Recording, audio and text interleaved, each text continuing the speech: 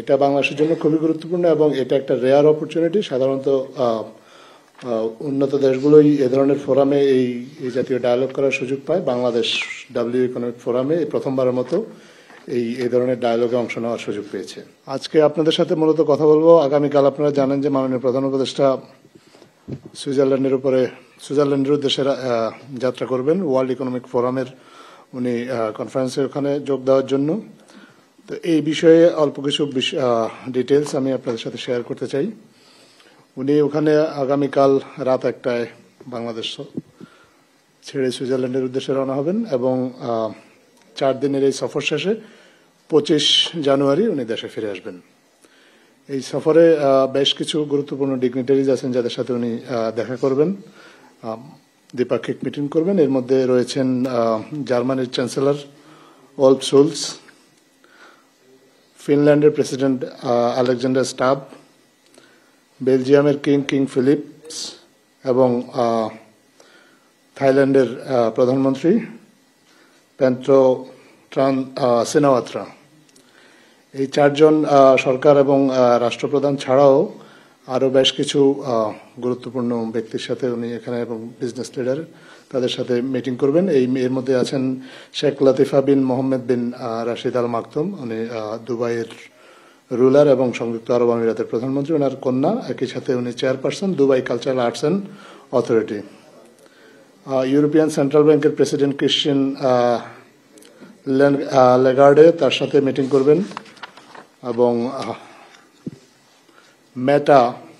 মেটার যে আপনি জানেন ফেসবুক যে কোম্পানিটা ওন করে, তাদের যে গ্লোবাল অ্যাফেয়ার্সের প্রেসিডেন্ট নিকল্যাক তার সাথে মিটিং করবেন এবং অ্যামনেস্টি ইন্টারন্যাশনালের জেনারেল সেক্রেটারি তার সাথে মিটিং করবেন। পাশাপাশি WTO ওয়ার্ল্ড ট্রেড অর্গানাইজেশন এর মহাপরিচালক তার সাথেও এই সফরে মিটিং করবেন। আর পাশাপাশি এই সম্মেলনে আসলে একটা খুব গুরুত্বপূর্ণ দিক হচ্ছে এখানে একটা বাংলাদেশ বিষয়ক একটা সেপারেট ডায়ালগ হবে, যেখানে বিশ্বের অনেক গুরুত্বপূর্ণ ব্যবসায়িক প্রতিনিধি বা ব্যবসায়িক নেতৃবৃন্দ পাশাপাশি এবং বেশ কিছু গুরুত্বপূর্ণ আন্তর্জাতিক প্রতিষ্ঠানের সিইও যারা এখানে যোগ দিবেন। এই ডায়ালগটা বাংলাদেশ ডায়ালগ যেটা, এটা বাংলাদেশের জন্য খুবই গুরুত্বপূর্ণ এবং এটা একটা রেয়ার অপরচুনিটি। সাধারণত উন্নত দেশগুলোই এ ধরনের ফোরামে এই জাতীয় ডায়ালগ করার সুযোগ পায়। বাংলাদেশ ডাব্লিউ ইকোনমিক ফোরামে প্রথমবারের মতো এই ধরনের ডায়ালগে অংশ নেওয়ার সুযোগ পেয়েছে। তো এই ডায়ালগটা আমরা আশা করি, বর্তমান অন্তর্বর্তীকালীন সরকার আশা করে বাংলাদেশে বৈদেশিক বিনিয়োগ বৃদ্ধি এবং ইন্টারন্যাশনাল বিজনেস লিডার্সদের কনফিডেন্স বৃদ্ধির জন্য বাংলাদেশের প্রতি এই ডায়ালগটা এবং সামগ্রিকভাবে এই যে ওয়ার্ল্ড ইকোনমিক ফোরামের এই সফরটা, এটা আমাদের জন্য সহায়ক হবে। এই ধরনের সম্মেলনে সাধারণত ট্যাঞ্জিবল প্রোগ্রেস বলতে যেটা হয় সেটা কনফিডেন্স বিল্ড আপ। আমরাও আশা করছি, বর্তমান অন্তর্বর্তীকালীন সরকারও আশা করছে, মূলত ইন্টারন্যাশনাল বিজনেস লিডার্স যারা এবং ইনভেস্টরদের কনফিডেন্স বিল্ড আপটাই হচ্ছে এই সম্মেলনের মূল উদ্দেশ্য। ইনভেস্টররা যাতে বাংলাদেশে বিনিয়োগে আকৃষ্ট হয় এবং তাদেরকে কনভিন্স করা যায় বাংলাদেশের বিনিয়োগের পরিবেশ সম্পর্কে তাদেরকে একটা সম্যক ধারণা দেওয়া যায় বাংলাদেশের অন্তর্বর্তীকালীন সরকারের পক্ষ থেকে, সেই চেষ্টাটাই থাকবে এই সম্মেলনে।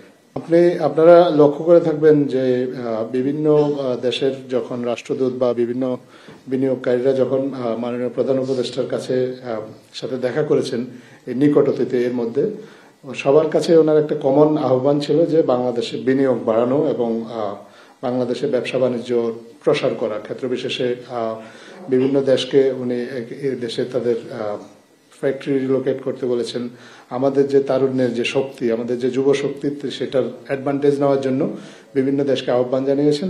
তাদেরকে বলেছেন যে এই বাংলাদেশকে যেন তারা রিজিয়নাল হাব হিসেবে প্রতিষ্ঠা করে এবং তাদের এই রিজিয়নে তাদের পণ্যের ডিস্ট্রিবিউশনের জন্য তারা যেন বাংলাদেশকে বেছে নেয়। তো এইবারও এরকমই আলোচনা হবে। মোটা দাগে যদি আপনি সংক্ষেপে বা এক বাক্যে জানতে চান, তাহলে একটাই আহ্বান থাকবে সবার, বাংলাদেশে আসুন। বাংলাদেশে এখন ব্যবসার পরিবেশ সহজ করা হচ্ছে, বিনিয়োগের পরিবেশ উন্নততর হচ্ছে। আপনারা বাংলাদেশে বিনিয়োগ করুন, বাংলাদেশের অর্থনৈতিক অগ্রগতিতে আপনারা সামিল হন। এই আহ্বানটাই থাকবে মূলত বিনিয়োগকারীদেরকে প্রতি। এটা আসলে বাই ইনভাইটেশন এই সফরটা হয়ে থাকে। ওয়ার্ল্ড ইকোনমিক ফোরাম থেকে মাননীয় প্রধান উপদেষ্টাকে আমন্ত্রণ জানানো হয়েছে এবং উনি তাদের আমন্ত্রণ গ্রহণ করেছেন। কোনো বিজনেস লিডার যদি ওয়ার্ল্ড ইকোনমিক ফোরাম থেকে আমন্ত্রিত হয়ে থাকেন, তিনি তার প্রাইভেট ক্যাপাসিটিতে সেখানে যাবেন, কিন্তু এই বিষয়ে কোনো আসলে নির্দিষ্ট কোনো তথ্য আমাদের কাছে এই মুহূর্তে নেই।